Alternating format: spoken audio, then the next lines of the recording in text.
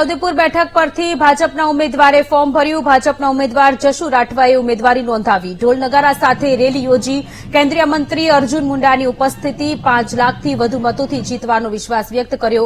લોકસભામાં ભાજપ 400 બેઠક પાર કરશે। उदयपुर में हमारे प्रत्याशी जसू भाई राठवा जी ने नामांकन दाखिल किया है। पूरे उत्साह के साथ पूरे संसदीय क्षेत्र के कार्यकर्ताओं की उपस्थिति में आज भारतीय जनता पार्टी के प्रत्याशी के रूप में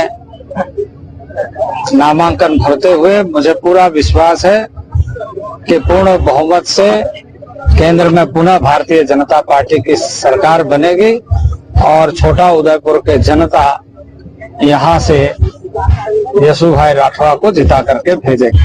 તમામ કાર્યકર્તાઓની ઉપસ્થિતિમાં આજે અમે લોકો ઉમેદવારી પત્ર ભર્યું છે અને આજે મને પૂરેપૂરો વિશ્વાસ છે કે આ છોટાઉદેપુર લોકસભાનું કમળ અમે સૌ સાથે કાર્યકર્તાઓ મળી અને વડીલોના આશીર્વાદથી આદરણીય નરેન્દ્રભાઈ મોદી સાહેબના ચરણોમાં જંગી બહુમતીથી આપીશું। એ જ